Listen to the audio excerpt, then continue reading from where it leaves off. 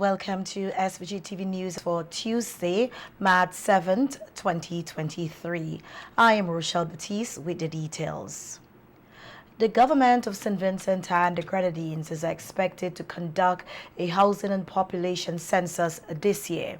The Statistical Office within the Ministry of Finance, Economic Planning and Information Technology is responsible for the coordination and implementation of the activity. The project will be launched on March 16, 2023. Census Day is set for June 15, 2023 under the slogan Census 2023.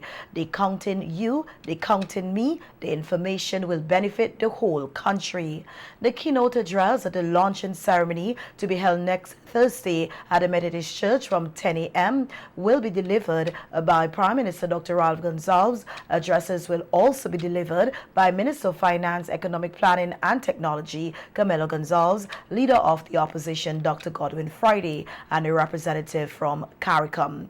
The last housing and population census took place in 2012. It's been a good year for St. Vincent and the Grenadines cruise tourism industry. This is according to the Chief Executive Officer of the SVG Tourism Authority, Glenn Beach, who on NBC Radio today said they are anticipating a bigger year next year. So it shows where we're going. We're going in the right direction. We're not perfect. There are things that we need to improve on, that we can improve on. And so we need to make sure that we put things in place to make sure that everybody enjoys themselves when they get to St. Vincent and the Grenadines. But not only that the Vincentian public feel the tourism dollar in their pocket. And I think this year some people will complain. We love to complain here in St. Vincent and the Grenadines, a lot of us, not all of us. But I think from what I see, I think you're seeing some of the tourism dollars trickle down, which is exactly what we want, that everybody should feel that tourism dollar. Noting that cruising is an economical way of vacationing where people get to see as many countries as possible in one go. Beach explained that cruise lines make a lot of money from tours, which trickle down to others in the industry. And people don't understand this. I hear a lot of people talking. I say, Jesus, just do your research and find out what is done. So when I hear people complaining about couriers using big buses and so on, couriers are the ones who help us to bring in these cruise lines and other tour operators, operators like them, like Fantasy Tours, I think, has 1 or 2 ships. What's his name from Kingan? Sam. Yes. And some, you have other tour operators. And so what happens when a cruise ship sells a tour on board? They might be selling something. Let's just say, let's say I'm a tour operator. I sell the cruise lines a tour for $25 US per head. Right? So they say, okay, they'll try and bid me down, but we go in at $25 US. They don't sell that tour on board for $25 US. They'll sell it for like $125 US per head. And that's where they make their money. Right? So people need to understand that. You know, I've heard taxi drivers on different programs speaking about the big buses and so on. The cruise lines are not coming in here if that's not part of the deal. Right. And when we talk about cruise lines staying overnight, cruise lines don't want to stay overnight because when they're in dock, their stores have to close. There's no gambling on board and so on. There are limited activities on board. So they're losing money on board by being, so they have to find some other way to make that up. And that's why they do the tours. Now, on top of that, there are a lot of people, because one of the strengths of the cruise line industry, they depend a lot on repeat visitors, repeat customers.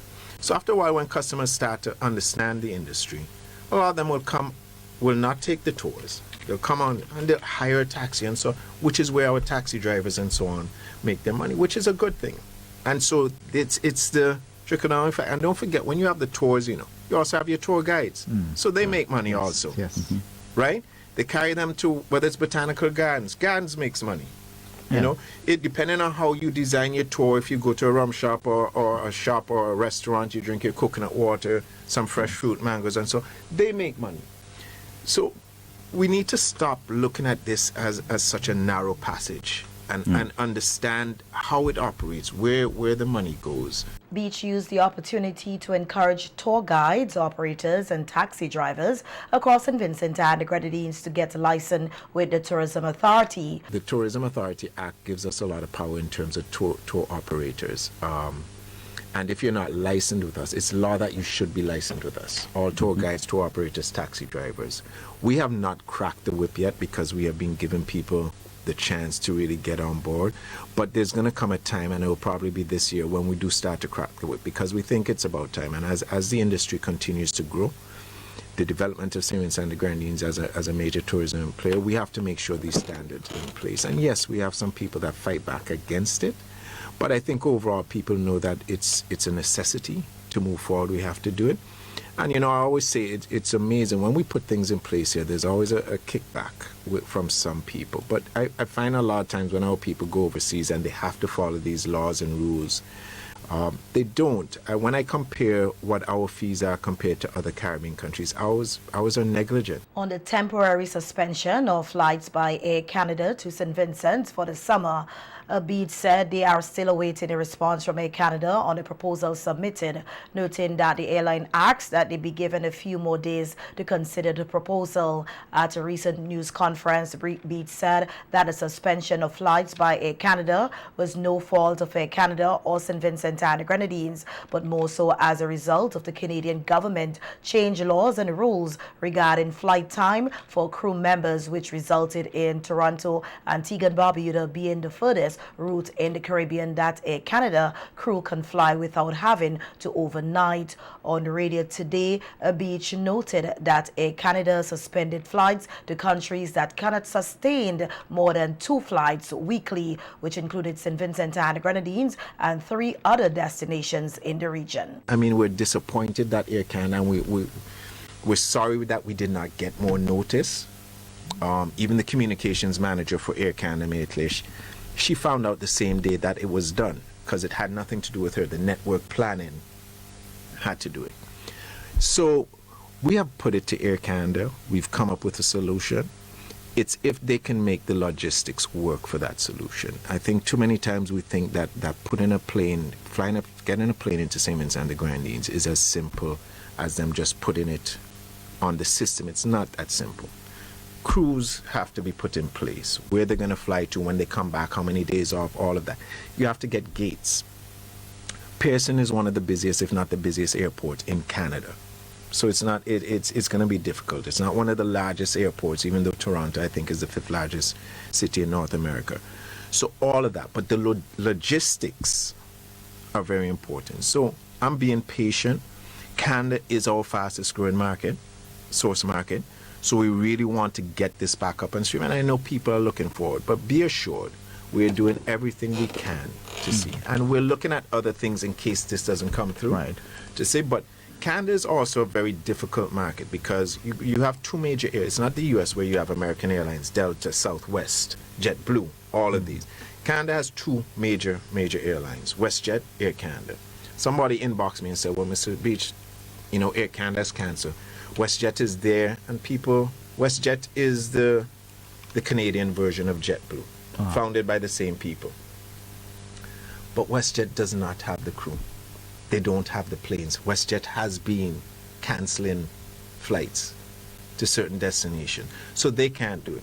Sunwing, which we used before to charter, we're looking at the possibility of them. Sunwing has its problems now also, which is there, but it's problematic in terms of which airlines and how you can do it out of Canada. But we're working with them. We're seeing what we can do. After this interview, I'll probably be on the phone trying to arrange a meeting with Air Canada for later today. So we'll see what takes place. In other news now, we hear that the winners of the business plan competition held under the Women's Empowerment Project, the WEP, received their prizes today at a prize-giving ceremony held at the Embassy of Taiwan. The winners, Fisher Clark of Tariq's Poultry and Meats, Glendoris Holder, LaBelle Foot and Nail Clinic, and Noddy Barker or Snag of Casa de Snag. They emerged the winners of the business plan competition held on February 17th from among 10 finalists in the entrepreneurial elite category of the Women Empowerment Program. At today's prize-giving ceremony, they each receive an award and check for 26,000 EC dollars. Keisha Phillips of the Center for Enterprise Development noted that the Women Empowerment Project was developed and funded by the government of Taiwan and was implemented in the Caribbean and Latin America as an initiative to help boost the country's economies in the post-COVID-19 climate. In the first cohort of the project, we had 25 participants completing from 27, and 24 of those participants completed the WEP. In the second cohort, we started with 43, and 38 of them completed and received grants and other assistance. And here it is today, the final cohort, which officially ended on December 31st last year. We have 31 women in business benefiting through grants and other aspects of the program. I'm saying all of that this morning just to bring you up to date as to the magnitude of how far-reaching this project has been. The program overall did not only provide some financial assistance to the women, but it was geared towards building their capacities to improve and enhance their entrepreneurial skills. The project also focused on other aspects of the community. One, through the Adult and Continuing Education Department, where unemployed women were able to hone or gather new skills in various areas so that they can either gain employment or start a business to earn for themselves and their families. That saw hundreds of women benefiting. And going on now still is the community aspect of it, Ambassador, where some community groups received funding to execute projects in various aspects. This aspect of the WEP afforded community groups to apply for up to 60,000 US dollars to do a project, and those would wrap up in June. Ladies and gentlemen, the WEP, the entrepreneurial component of it, we can say that we are very proud that it came, it was run successfully, but for us, success would only be measured when we truly see the results of what was planted in the women who participated in these programs, taking on not just root but blossoming and changing things in the way they do their business operations, in the way they develop and expand, whether it's in opening new branches, creating more employment. Overall, it is to increase wealth, generate wealth within your communities and throughout St. Vincent and the Grenadines.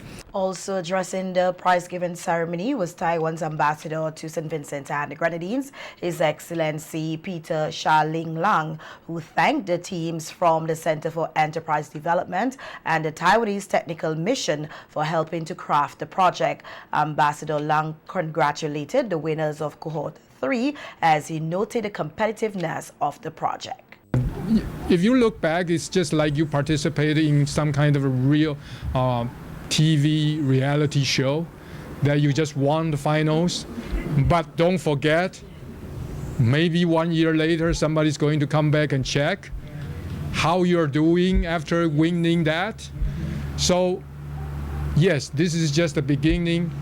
The funding supported by our people and our government is just a token that's supposed to give you this boost so you can rejuvenate your business after all the impact experienced in COVID-19, in La Soufrière eruption, and now the exacerbating business environment by the Ukraine conflict. Believe me, even us in Taiwan, we have so many small and medium business. We knew that because every business all over the world are experiencing the same thing. That is exactly why, under the spirit of friendship, and our 42 years of diplomatic ties, we offer to work jointly with CED to craft a project like this. Referencing International Women's Day, which will be observed here and around the globe tomorrow, Wednesday, March 8th, 2023, Ambassador Lan says the prize-giving ceremony, which should have been held tomorrow but had to be pushed forward, is one way of celebrating women, as he noted the importance of the project to women empowerment. And yes, Keisha just mentioned we had this launching of the Women Empowerment Program for almost 2 years. The first phase was for vocational training, and I think over than 300 women benefited from that. In that project, we work with the Ministry of Education.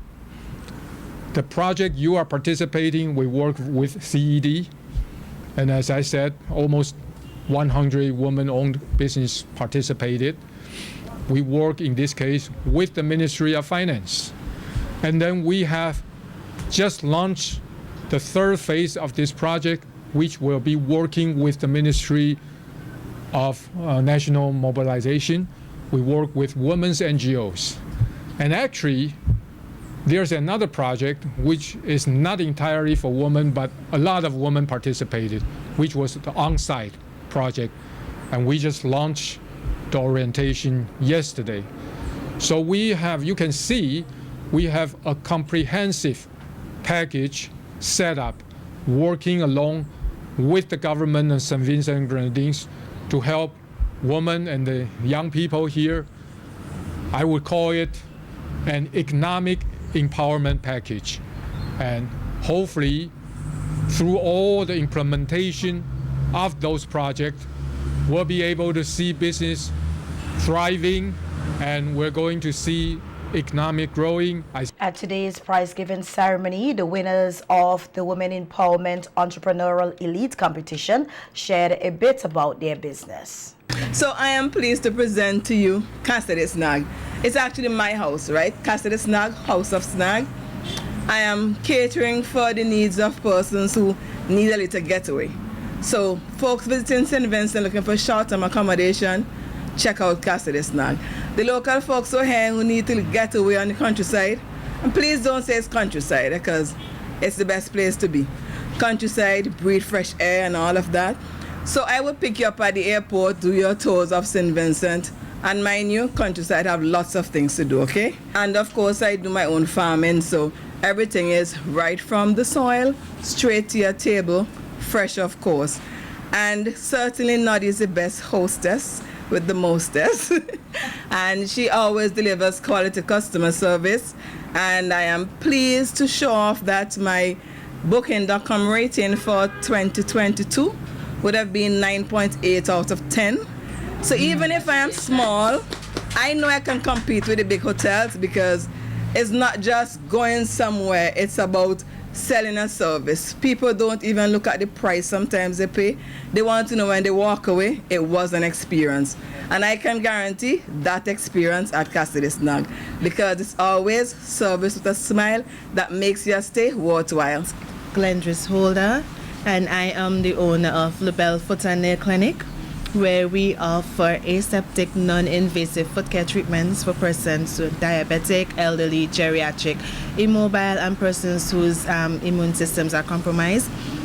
I will truly like to take this opportunity to thank the CED and the Taiwanese mission for this opportunity and for granting me and my business this opportunity to grow, and also to God for sustaining me and guiding me through this process. It was a very difficult process for me. I shared my testimony with all the ladies as to how I got to this stage. I won't go into all of that, but it was worthwhile. And I just want to thank everybody and thank the ladies again, and thank Keisha especially for continuously motivating us. Zafisha Clark, and I'm representing Terry's Poultries and Meats. And this is a business that does offer poultry, but we also specialize in meat, and we are about quality, right?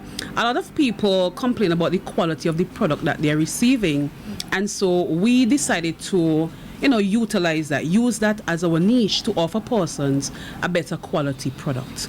And as Keisha mentioned, we don't just want to stay there. We want to also branch off with offering value-added products such as yogurt and cheese and goat milks. And we are also looking at how we can serve the customers in St. Vincent better. Our business is mobile, so we are bringing the product to the person, and quality is one of our biggest, that's one of the things that we focus on a lot. So quality is our number one focus for the business, and so that is what we do. We also not just want to offer value-added products, but we also look at utilizing the fertilizers, because as you know, persons are now into organic food, and a lot of persons are into eating healthy. So we want to offer persons an alternative to the fertilizers that they have. I want to thank the Taiwanese government, because as Keisha said, when you have a business, sometimes you are not a business person, you just see a need and you go into the business. But I was able to obtain information, and for me, that is more valuable than the money that I'm receiving today.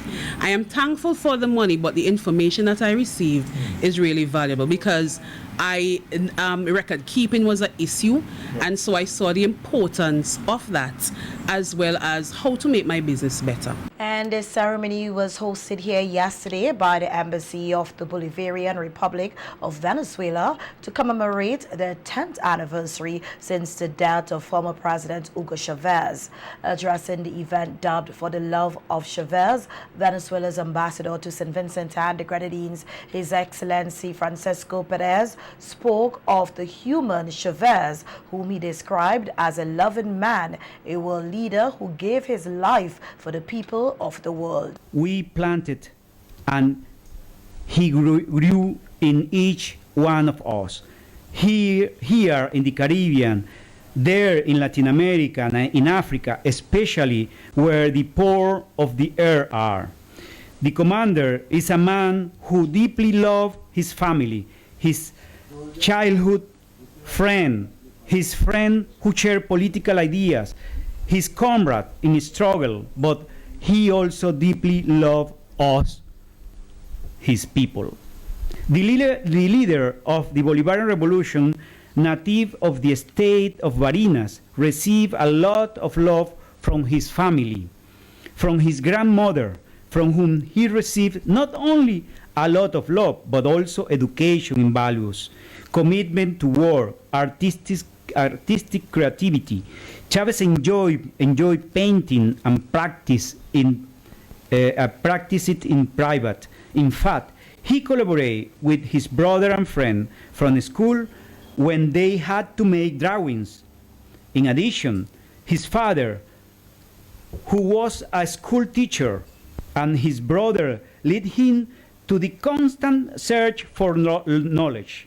He also learns from his family a genuine sense of solidarity that, combined with the heroes of our history, mark an imprint on his character forever. Ambassador Perez said the impression of all Venezuelans and those in Latin America and the Caribbean who knew Chavez was that he was a sincere man, who was absolutely loving, great friend, best companion, supportive, protector of childhood, admirer of woman, with an enviable memory, detailed, strict but at the same time kind, studious, great reader, also thinker, very hard-working, familiar, humanistic, just, but above all, a beautiful human being.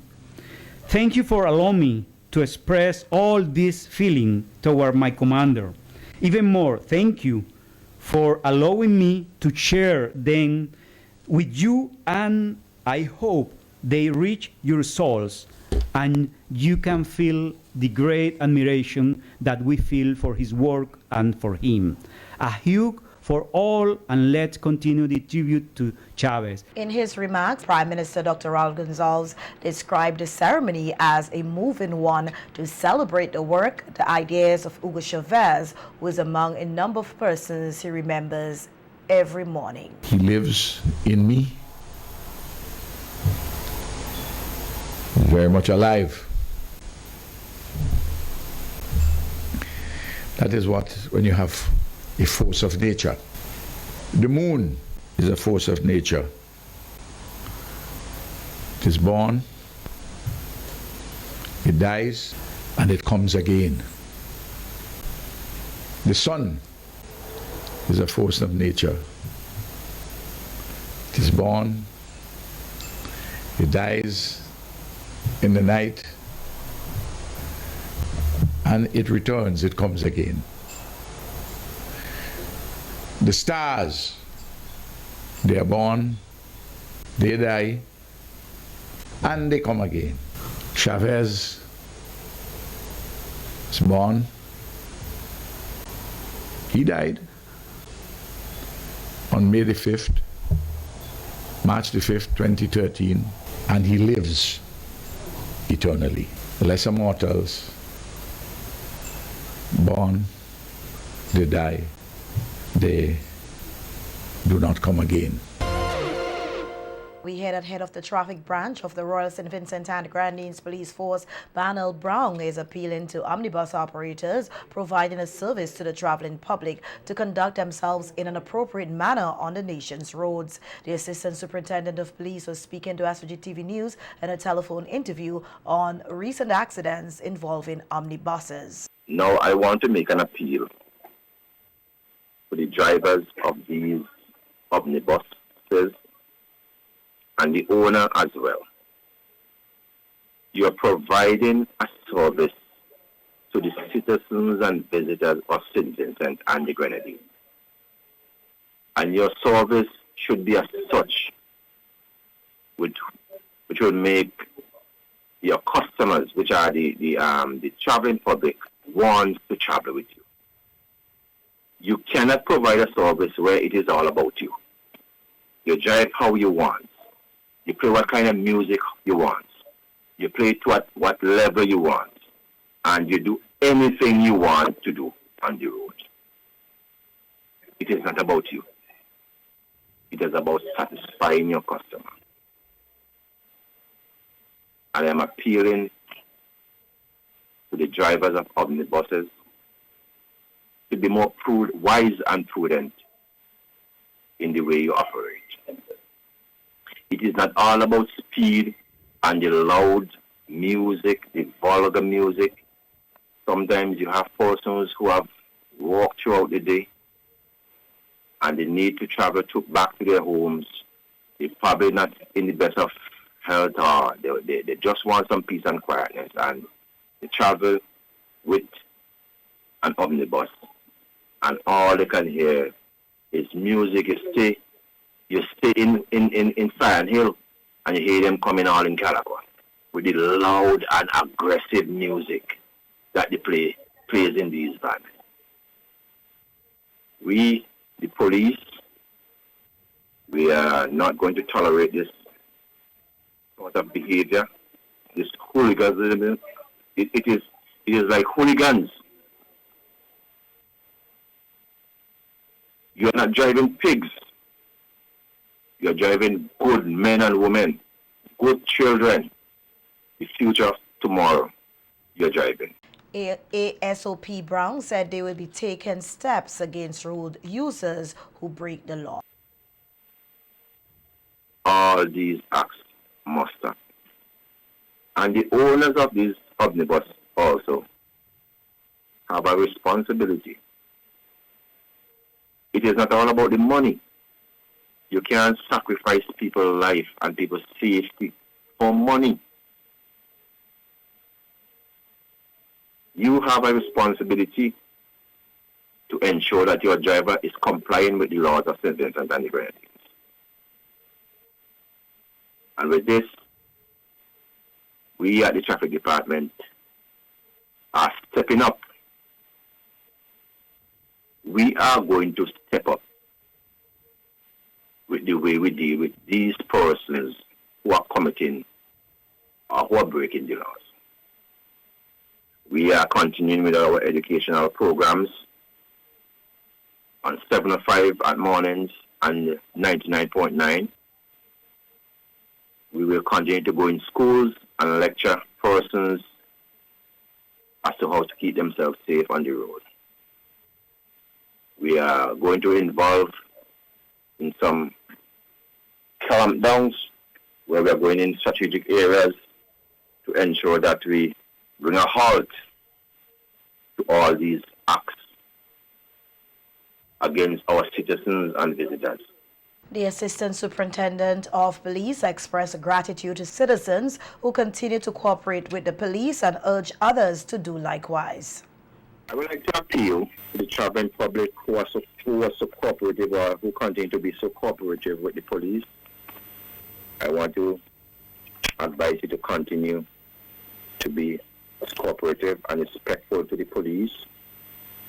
Also the prominent citizens of St. Vincent and the Grenadines who are so law-abiding.